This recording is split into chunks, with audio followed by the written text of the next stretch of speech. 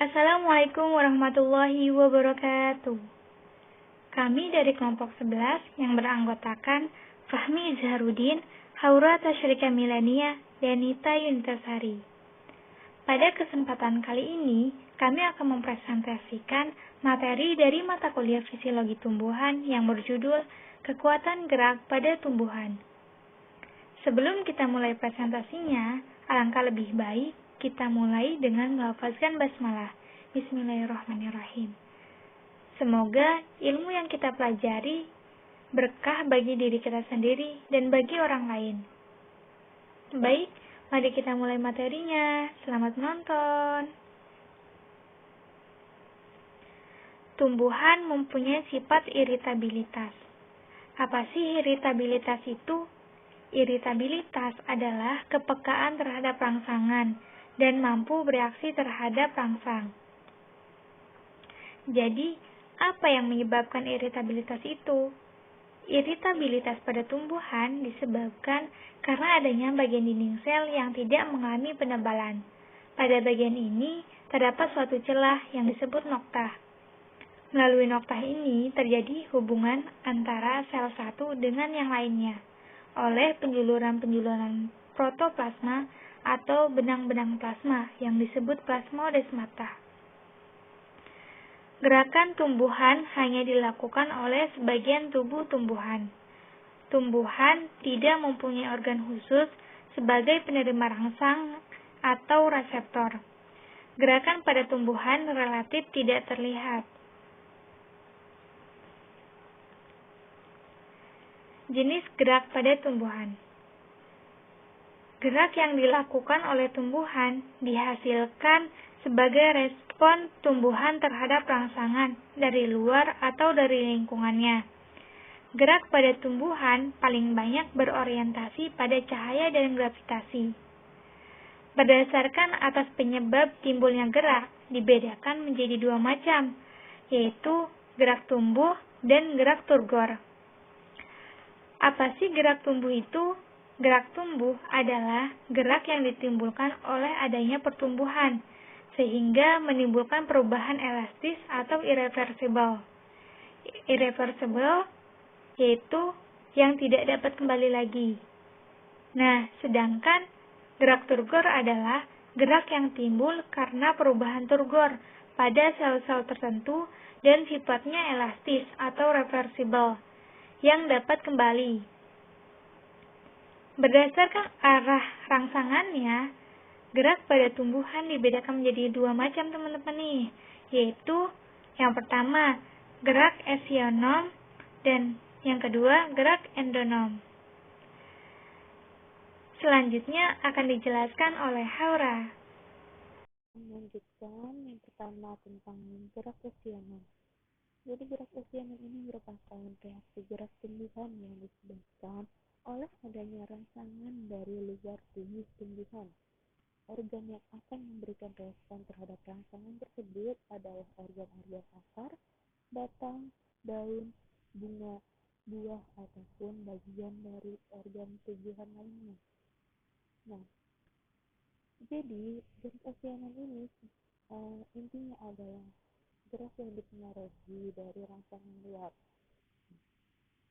Berdasarkan asal rangsangannya, gerak esionom ini terdapat tiga gerak. Yang pertama ada gerak tropisme, kedua gerak masti, dan ketiga gerak pasif. Yang pertama ada gerak tropisme. Gerak tropisme merupakan gerak bagian tumbuhan yang arah gerakannya dipengaruhi oleh arah datangnya rangsangan. Nah, bagian yang bergerak dari gerak tersebut adalah bisa berupa cabang, daun, kuncup, bunga, ataupun sulur. Jika geraknya berasal mendekati arah rangsangan, gerak tersebut disebut dengan tropisme positif. Dan jika geraknya akan menjauhi arah datangnya rangsangan disebut dengan tropisme negatif. Contoh dari gerak tropisme ini adalah gerak batang tumbuhan ke arah cahaya. Jadi sebenarnya gerak Tropisme ini bukan hanya berupa gerak arah cahaya, tapi juga banyak rangsangan-rangsangan dari gerak lainnya. Nah, berdasarkan macam sumber rangsangannya, gerak tropisme ini terbagi menjadi 7. Terdapat gerak fototropisme, geotropisme, hidrotropisme, chromotropisme, hipnotropisme, termotropisme, dan juga fototropisme. Baik, yang pertama ada gerak fototropisme. Gerak fototropisme ini merupakan gerak yang disebabkan oleh rangsangan cahaya matahari. Contoh dari gerak fototropisme ini adalah pertumbuhan kloropil rumput menuju arah datangnya cahaya. Dapat dilihat dari gambar, arah dari batang dan juga daun ini menunjukkan ke arah datangnya cahaya sinar matahari. Nah, kenapa hal tersebut dapat terjadi? Ternyata fototropisme ini berkaitan erat dengan pertumbuhan dari setumbuh auxin. Pada sisi batang yang terkena cahaya, setumbuh auxin akan memiliki kadar lebih sedikit daripada sisi batang yang tidak terkena cahaya. Karena hal tersebut, sisi batang yang terkena cahaya akan mengalami pertumbuhan lebih cepat daripada sisi batang yang tidak terkena cahaya, sehingga batang ini akan membelok ke arah cahaya. Fototropisme ini memiliki fotoreseptor yang berperan dalam pergerakan pada tumbuhan. Ada fototropin, sitokrom, dan juga sitokrom. Yang kedua ada gerak geotropisme, yakni gerak yang disebabkan oleh rangsangan gaya gravitasi bumi. Gerak geotropisme ini terbagi menjadi 2. Ada gerak geotropisme positif yang terjadi jika gerak teksturnya menuju ke arah bumi atau ke arah bawah. Contohnya adalah gerak pertumbuhan pada akar. Dan ada gerak geotropisme negatif jika gerak teksturnya menjauhi bumi atau menuju ke atas, lalu ke bawah. Misalnya pertumbuhan batang. Kenapa tumbuhan dapat membedakan arah atas dan bawah? Ternyata hal tersebut terjadi karena ada pengendapan satelit. Satelit ini merupakan plasida khusus yang mengandung butiran pati padat dan terletak pada posisi yang rendah. Misalnya berada pada tuli akar. Adanya pembentukan satelit tersebut dapat memicu distribusi kalsium dan juga hormon asin. Namun, satelit ini tidak dimiliki oleh semua tumbuhan. Tetapi tanaman tidak memiliki satelit pun dapat mengalami geotropisme yang disebabkan karena terdapat jenis sel akar yang dapat berfungsi sebagai indera dan menginduksi peregangan protein sel ke arah atas dan penekanan protein sel tanaman ke arah bawah. Nah, untuk mekanisme dari geotropisme ini berkaitan dengan hormon asin pada bagian atas dan bawah organ tumbuhan yang memiliki posisi horizontal akan melibatkan ketidakseimbangan distribusi auxin pada bagian yang menerima rangsangannya. Pergerakan distribusi auxin terdapat pada rangsangan gravitasi, yakni ke arah bawah. Jadi pada tanaman yang diletakkan secara horizontal, konsentrasi auxin akan lebih banyak atau lebih tinggi pada bagian bawah dibandingkan bagian atas, sehingga menyebabkan terjadinya pelengkungan ke arah bawah. Selanjutnya ada hidrotropisme. Hidrotropisme adalah gerakan yang disebabkan oleh adanya rangsangan berupa air. Gerak dari hidrostatisme ini selalu menuju ke tempat yang basah atau tempat yang berair. Jika gerakan dari air ini Jika gerakan tersebut mendekati arah air, disebut dengan hidrotropisme positif. Misalnya, akar tanaman yang tumbuh menuju tempat yang banyak airnya pada tanah. Dan jika tanaman yang tumbuh menjauhi air, disebut dengan hidrotropisme negatif. Misalnya, gerak pucuk batang tumbuhan yang tumbuh ke atas air. Oke, baik. Selanjutnya ada kemoterapisme.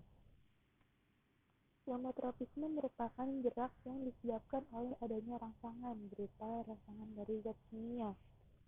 Nah, contohnya ada gerakan akar yang menuju unsur hara atau pupuk dalam tanah. Jika gerakan yang mendekati zat kimia disebut dengan kemoterapisme positif. Misalnya gerak menuju zat di dalam tanah, dan jika gerak yang menjauhi zat kimia disebut dengan kemoterapisme negatif. Contohnya gerak untuk menjauhi racun. Nah, terlihat pada gambar ini perlakuan yang diberikan air dan sabun. Nah, akar akan bergerak menuju ke arah air karena di dalam tanah ini nanti akan menyerap unsur haranya. Gerakan ini namanya dengan kemoterapisme positif. Nah, untuk akar-akar yang menjauhi zat kimia atau air sabun disebut dengan kemoterapisme negatif. Nah, selanjutnya ada stigmoterapisme. Stigmoterapisme merupakan pergerakan pertumbuhan yang dirangsang oleh sentuhan, contohnya pertumbuhan tanaman sulur. Nah, sulur ini akan tumbuh lurus jika menyentuh struktur pendukung untuk mengokoh tegasnya tanaman tersebut. Misalnya, struktur penyatannya ini adalah bambu atau batang tumbuhan lain atau kayu. Adanya kontak sulur dengan bambu tersebut akan merangsang sulur untuk tumbuh melilit karena terjadi perbedaan kecepatan pertumbuhan. Karena sel-sel yang terkena sentuhan akan memproduksi auksin dan pertumbuhan akan menjadi lebih cepat sehingga akan membengkok dan melilit ke sumber sentuhannya. Selanjutnya ada gerak termotropisme, yakni gerak pertumbuhan tanaman yang dipengaruhi oleh rangsangan berupa panas atau perubahan pada panas. Contoh dari termotropisme ini adalah pertumbuhan pada tanaman rhododendron yang menjadi keriting dan menunduk ke arah bawah apabila suhu lingkungannya mencapai -1 derajat Celcius. Kenapa hal tersebut dilakukan? Hal tersebut yakni keriting dan menunduk bawah dilakukan untuk menghindari kekeringan daunnya pada saat lingkungannya panas dan mencegah terbukanya stomata. Jadi pada tiap pagi di musim yang dingin, tumbuhan rhododendron ini akan menunduk ke bawah akibat datangnya sinar matahari yang datang terus-menerus setiap pagi dan terjadinya kenaikan pada suhu lingkungan dari tumbuhan tersebut. Nah, karena selama musim dingin itu menunduk ke bawah itu terjadi terus-menerus. Nah, akibatnya membran seluler yang tadinya membeku terus mencair setiap paginya. Hal tersebut akan menimbulkan sebuah pergerakan kan. Nah, gimana biar membrannya tidak rusak? Nah, jadi tumbuhan ini Biar nggak rusak membrannya, dia itu akan menghadap ke arah bawah dan berubah menjadi keriting. Nah, bagian dari ujung batang tanaman tumbuh dan bergerak ke arah sumber panas, yakni sinar matahari apabila suhunya rendah. Namun bila suhunya tinggi, ujung batang akan menjauhi sumber panas tersebut. Gitu. Nah, dan yang terakhir ada skototropisme, yakni pergerakan tumbuhan ke arah ke belakang. Jadi sebenarnya skototropisme ini merupakan kebalikan dari fototropisme yang merupakan pergerakan ke arah datangnya cahaya matahari. Pergerakan cahaya matahari. Jadi disebut dengan fototropisme ini dapat disebut dengan fototropisme negatif. Contoh dari tumbuhan fototropisme ini tumbuhan-tumbuhan yang merambat. Baik, akan dilanjutkan kembali oleh teman saya. Terima kasih. Pada slide ini, saya akan menjelaskan mengenai gerak nasti. Gerak nasti merupakan gerak bagian tumbuhan yang dipengaruhi oleh rangsangan, tetapi arahnya tidak dipengaruhi oleh arah datangnya rangsangan itu sendiri. Kata nasti berasal dari bahasa Yunani, yaitu nastos, yang berarti dipaksa untuk mendekat. Oleh karena itu, arah gerak dari bagian tubuh tumbuhan yang melakukan gerak nasti ditentukan oleh tumbuhan itu sendiri. Contoh gerak ini dapat dijumpai pada putri malu dan juga tumbuhan Venus, yang akan menutupkan daunnya karena adanya sentuhan. Berdasarkan dari macam-macam rangsangannya, gerak nasti dapat dibedakan menjadi fotonasti, niktinasti, tikmonasti, termonasti, haptonasti, dan juga nasti kompleks. Yang pertama yaitu fotonasti. Fotonasti merupakan gerak nasti pada tumbuhan yang disebabkan oleh rangsangan cahaya matahari. Contoh gerak ini dapat dijumpai pada tanaman Mirabilis jalapa. Bunga Mirabilis jalapa akan mekar pada pukul 9 dan juga pada pukul 4, serta akan menutup pada esok paginya. Yang kedua yaitu niktinasti. Niktinasti merupakan gerak nasti yang disebabkan oleh suasana gelap. Istilah niktinasti berasal dari bahasa Yunani, yaitu nox, yang berarti malam. Umumnya, daun-daun tumbuhan polong-polongan akan menutup pada waktu malam. Daun tersebut akan membuka kembali pada pagi hari. Selain disebabkan oleh suasana gelap, gerak tidur daun-daun tersebut dapat terjadi akibat perubahan tekanan turgor di dalam persendian daun. Selanjutnya ada gerak tikmonasti. Tikmonasti merupakan gerak nasti yang disebabkan oleh rangsangan mekanis berupa sentuhan ataupun tekanan. Istilah tikmonasti berasal dari bahasa Yunani yaitu tikma, yang berarti sentuhan. Gerak ini juga disebut sebagai gerak seismonasti. Contoh dari gerak tikmonasti yaitu gerak mengatupnya daun putri malu karena terkena sentuhan. Respon mengatup akan terjadi dalam waktu yang sangat singkat, sekitar 1-2 detik. Dan untuk kembali ke posisi semula, tumbuhan putri malu membutuhkan waktu kurang lebih 10 menit. Mekanisme gerak ini juga disebabkan oleh adanya pengaruh perubahan tekanan turgor dalam sel tumbuhan dan juga pada persendian daun. Lalu yang selanjutnya adalah gerak termonasti. Gerak termonasti merupakan gerak nasti yang disebabkan oleh rangsangan suhu. Contohnya yaitu mekarnya bunga tulip pada saat suhu udara yang sesuai. Bunga-bunga tersebut mekar jika mendadak mengalami kenaikan suhu dan juga akan menutup jika mengalami penurunan suhu. Selanjutnya yaitu gerak haptonasti. Haptonasti merupakan gerak nasti yang terjadi pada tumbuhan insektivora yang disebabkan oleh sentuhan dari serangga. Misalnya, menutupnya daun tanaman kantung semar dan juga Venus karena tersentuh serangga kecil. Jika ada serangga mendarat di permukaan daun, serangga tersebut akan terperangkap dan tidak dapat keluar. Gerak selanjutnya yaitu gerak nasti kompleks. Gerak nasti kompleks adalah gerak nasti yang disebabkan oleh beberapa faktor sekaligus. Rangsangan yang diterima dapat berupa cahaya matahari, suhu, air, dan zat-zat kimia.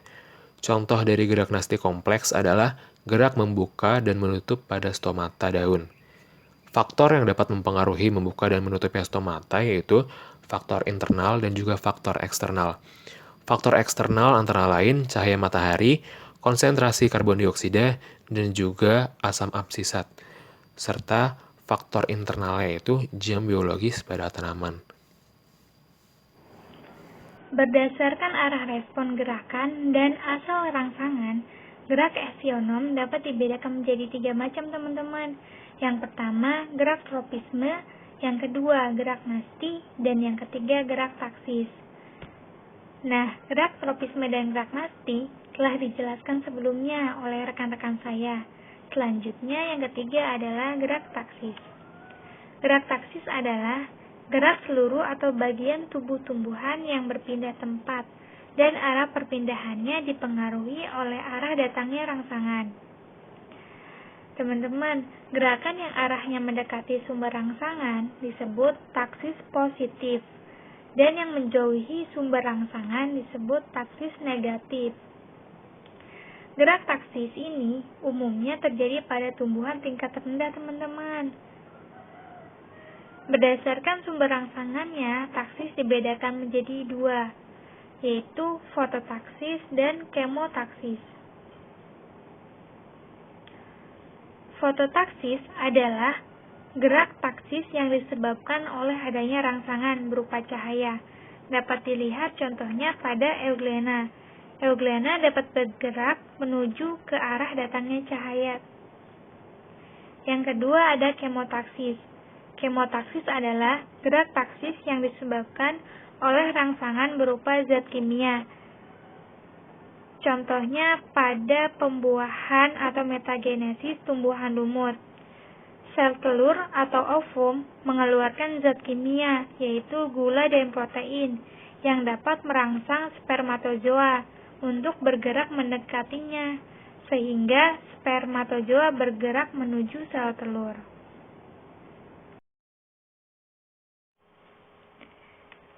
Berdasarkan arah rangsangannya, gerak tumbuhan dibedakan menjadi 2 macam, yaitu gerak eksionom dan gerak endonom. Gerak endonom adalah gerak tumbuhan yang disebabkan oleh rangsangan atau faktor-faktor yang berasal dari dalam tumbuhan itu sendiri. Gerak endonom juga sering disebut gerak otonom. Kenapa? Karena gerakan tersebut terjadi atas kemauan tumbuhan itu sendiri. Selain gerak otonom, gerak endonom juga disebut dengan gerak spontan, yaitu gerak tanpa adanya pengaruh rangsangan dari luar. Gerak endonom dibedakan menjadi 2 macam, yaitu gerak nutasi dan gerak higroskopis. Yang pertama, gerak nutasi. Gerak nutasi adalah gerak spontan dari tumbuhan yang tidak disebabkan adanya rangsangan dari luar. Gerak nutasi yaitu gerak ujung batang yang sedang tumbuh atau organ lain seperti daun stolon. Gerakannya membentuk lintasan melingkar di udara. Contohnya bisa dilihat pada gambar, yaitu pada tumbuhan Hydrilla verticillata. Adanya gerakan aliran sitoplasma. Yang kedua ada higroskopis. Higroskopis adalah gerakan pada bagian tumbuhan yang terjadi karena adanya perubahan kadar air pada tumbuhan secara terus-menerus. Akibatnya, kondisi menjadi sangat kering pada kulit buah atau kotak spora, sehingga kulit biji atau kotak spora pecah. Gerakan ini disebabkan karena adanya perbedaan kadar air. Sel-sel tumbuhan yang mempunyai kemampuan yang tidak sama dalam menerima dan melepaskan airnya. Jika lingkungan dalam keadaan kering, sel-sel yang lebih cepat melepaskan air akan berkerut, sementara sel-sel yang lainnya relatif tetap. Akibatnya, akan terjadi tarik-menarik antara bagian yang kekurangan air dan bagian yang normal. Kekuatan tarik-menarik ini akan menentukan arah gerak tumbuhan. Karena berkurangnya air pada kulit buah menjadi kering, retak, dan akhirnya pecah sehingga bijinya terpental keluar. Pecahnya kulit buah dan terpentalnya biji sebenarnya cara tumbuhan tersebut memencetkan alat perkembangan biakannya. Contohnya bisa dilihat pada gambar, yaitu kulit buah kapuk dan kulit buah lamtoro. Selain dari dua contoh itu, pecahnya kulit buah polong-polongan, terus pecahnya anulus pada sporangium paku. Anulus merupakan kumpulan sel berdinding tebal sekitar sporangium yang berfungsi untuk melepaskan spora. Sekian presentasi dari kelompok 11. Terima kasih atas perhatiannya. Kurang lebihnya mohon maaf. Wassalamualaikum warahmatullahi wabarakatuh.